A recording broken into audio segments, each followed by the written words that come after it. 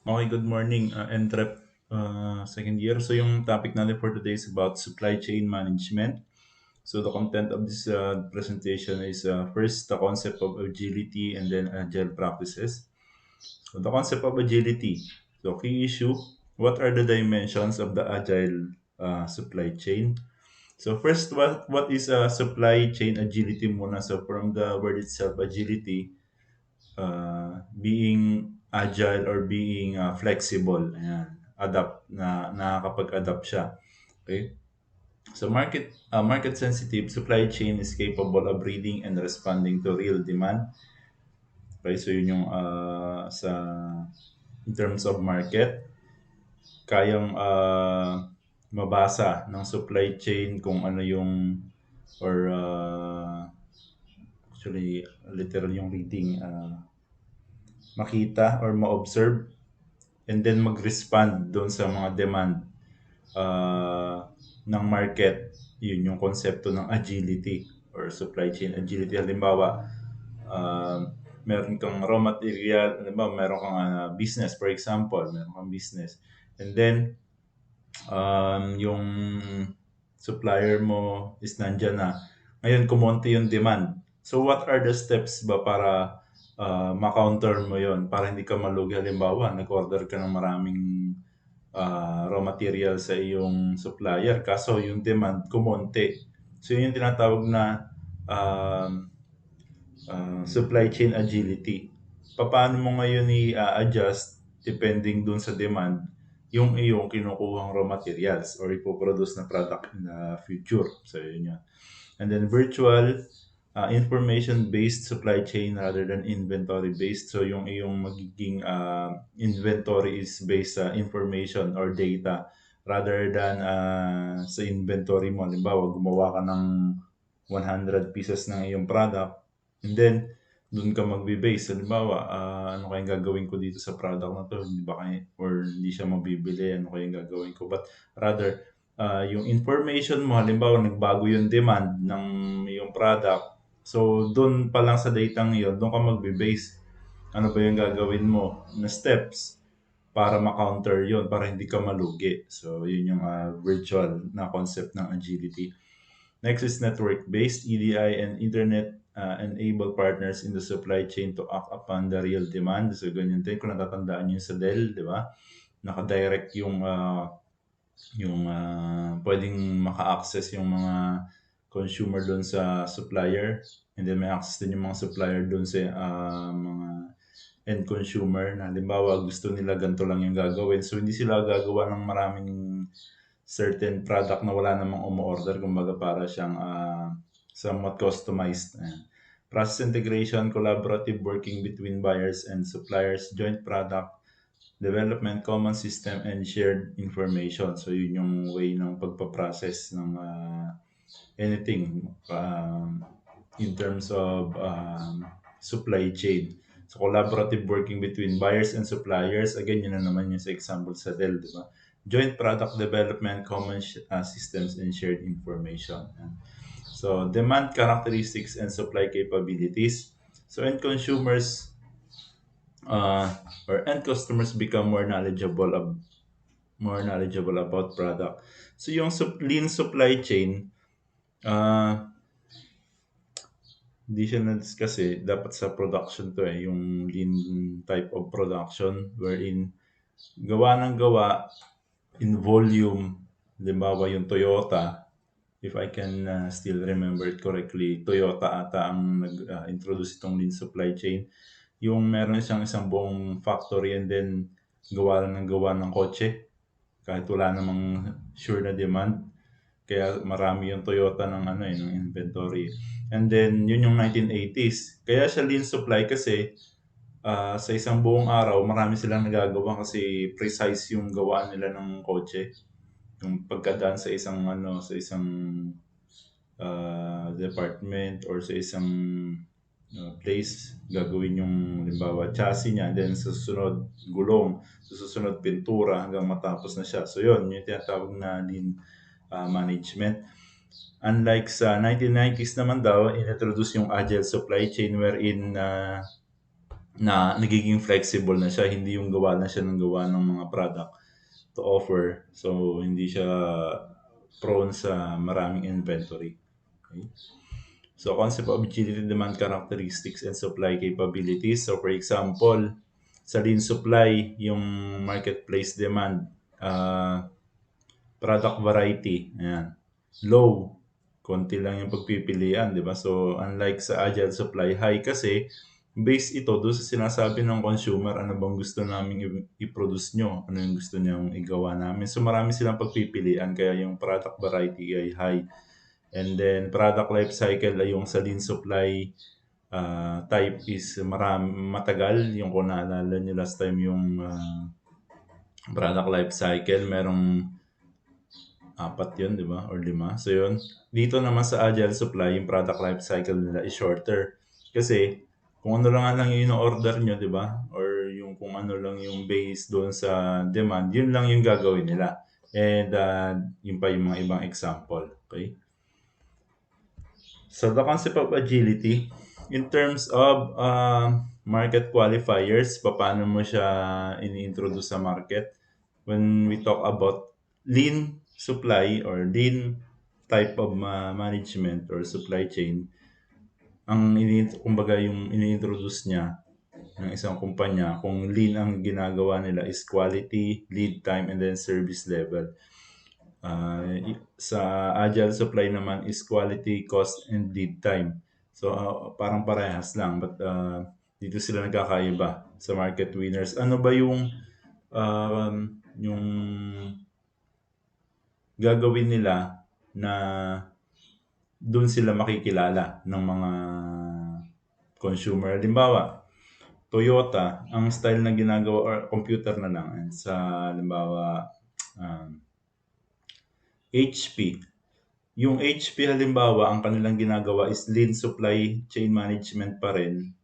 So, ang ibibida nila, mas mura yung product nila. Kasi, ba't mas mura? Kasi gawa lang sila ng gawa, di ba? Whether may sure silang demand or wala. Unlike sa Agile Supply, yung ino-offer naman nila is service level. Halimbawa, ano bang Dell, ayan yung Dell. Halimbawa, Agile Supply yung kanilang pinapractice wherein naka-base yung gagawin nila doon sa demand ng consumer or ng market. So, yung ang binibida nila or ang ino-offer nila, kung kayo ay Agile Supply Chain Management yung inyong ginagawa, service level, and then yung sa lean supply naman is cost. Ayan. So, the concept of agility, in terms of nandito sa ano nga to, y-axis, supply characteristics, and then dito sa kabila is demand characteristics, like predictable market. Yan. Kung short lead time or maiksi lang yung time na kakailanganin, ay ano yung ginagawa nila. So pag ang sa concept of agility, JIT or just in time, full scheduling, ibig sabihin yung product na i-offer is based doon talaga sa gustong gawin ng or sa gusto ng customer at saka kung kailan. Kaya pull, di ba? So, hinihila. And then, plan and control in terms of long lead time. So, kung mahaba pa naman yung time na po pwedeng gawin yung in-order ng consumer, halimbawa Dell. So Dell na lang ang example natin all throughout dito sa discussion natin. So magagawa nila, mapaplan nila kung ano yung gagawin nilang product specification depende doon sa order ng consumer. And syempre, controlled yung mga gastos. Kasi kung ano lang naman yung order, yun lang din yung bibili nilang raw materials, di ba? So kung in terms of unpredictable markets naman, pag short lead time, react sila. Halimbawa, wala silang time na para ibigay yung order na yun. Halimbawa, maiksi lang yung time na binigay nga doon sa mga unpredictable market kasi itong nasa left side is predictable eh. So, ito yung mga market na halimbawa, suki na sila, alam nila kung gaano katagal. Ito naman yung mga baguhan halimbawa. So, ang gagawin nila is react and execute. So, depende yan doon sa gagawin nilang technique or strategy sa pag-react. Halimbawa, may in-order na ganitong laptop.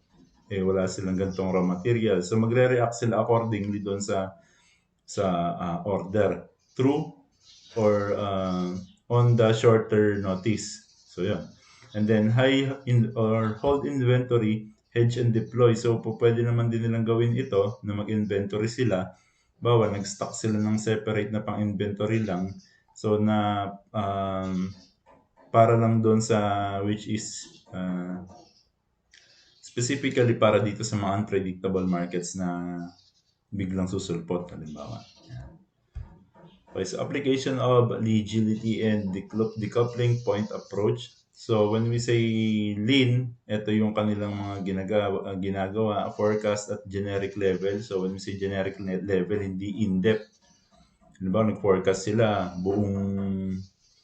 buong bayan siguro. So generic level, hindi specific, hindi walang target kung sino, kung ang age ba ay 18 to 30, wala silang ganon. And then economic batch quantities or yung maramihan per batch, maximize efficiency. So kaya eto kilala yung lean management's efficiency, yung gaano karami yung nagagawa in a shorter time period. Unlike sa Agile naman, lagi silang based or driven by demand. So kung ano lang yung pinapagawa or pinapa-produce ng consumer na nagde-demand, yun lang yung ginagawa nila. And then localized configuration. So pwede sila mag-adjust depende doon sa kagustuhan nga nung may order. So configure nila yon depending doon sa order. And then maximize effectiveness kasi through that practice na demand-driven sila and doon lang sila nakafocus sa order or sa gusto ng kanilang consumer, syempre, na ma-maximize nila yung effectiveness nila, di ba? So, the concept of agility, preconditions for successful agile practice, enterprise level reality check, and then when we say enterprise level reality check, yung sa inyong kumpanya mismo, nag-check sila or tinitignan nila kung kaya ba talaga na gawin yon, yung pagiging agile or doing agile practices. Again, yung agile practices, ito yung magiging adaptable. So, and then, hindi naman literal but elastic or responsive. Cost of complexity, sanity check, lowering the cost of complexity, avoiding overlay, expensive agility. So, forecasting naman, reduce the need for last minute crisis like external, internal forecasting. So, external demand forecast, internal financial forecast, and asset forecast. So, the concept of agility and tapos na yan. So, yung agile practices naman. How can we use agile practices to benefit the turbulence in the marketplace? So, paano natin ma-utilize, paano natin magagamit yung agile practices na ito sa isang market na magulo or syempre unpredictable. 3 characteristics of supply chain operations related to agile are mastering and benefiting from variation in demand, very fast response to market opportunities, unique or low volume response.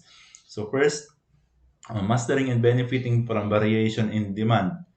So when we say variation, maraming pagpipilian. So yun again, yung example natin yung Dell, di ba? Pwede naman sila mag-produce for the masses but nakafocus sila doon sa pagiging, sa pagkakaroon ng uh, customized na product. So by doing that, nagkakaroon talaga ng variation, di ba? So depende doon sa gusto mo na laptop, kung touchscreen man yan, kung gaano kalaki yung screen, gaano siya kanipis, di ba? So may variation. And then very fast response to the market opportunities. So yun, ganun din naman kung meron kayong kakayanan to direct sa supplier and sila na yung mag-a-adjust depending doon sa order. So most probably, mabilis kayong mag-respond doon sa mga pangangailangan ng inyong mga market, di ba? And syempre, unique or low volume of response.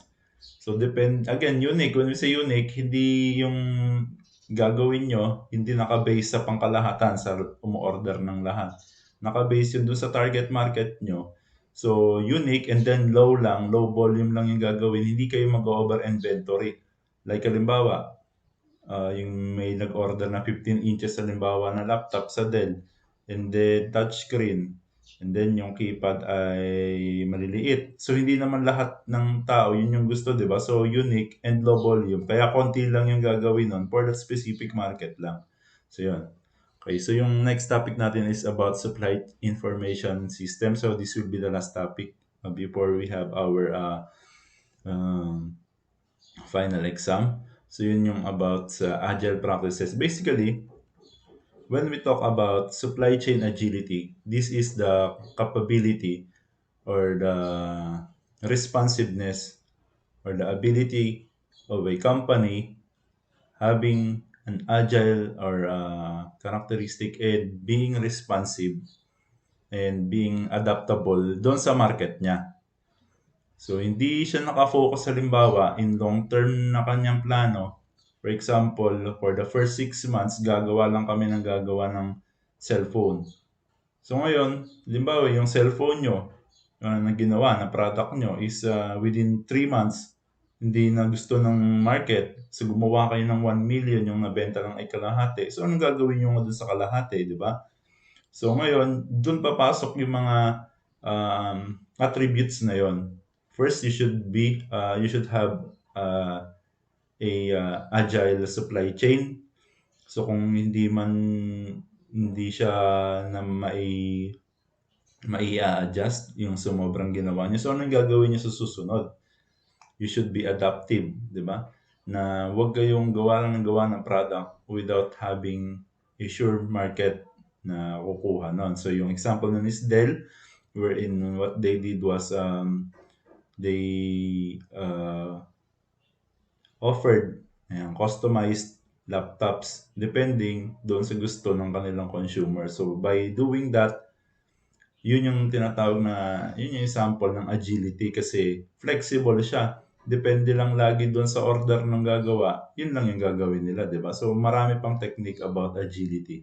Okay, so yun yung example na wag yung isang business nyo, kung magpo-produce kayo ng something na product and then naka-fix na, like Toyota, kaya makikita nyo merong mga tinatawag na mga, ano, di ba? Blowout sale, no down payment sa mga kotse kasi yun yung ginagawa nila in volume. So, paano gagawin nila pag hindi na ibenta? So, hindi nila masyado napapractice yung supply chain agility. So, yun. Thank you for listening. Stay safe and God bless.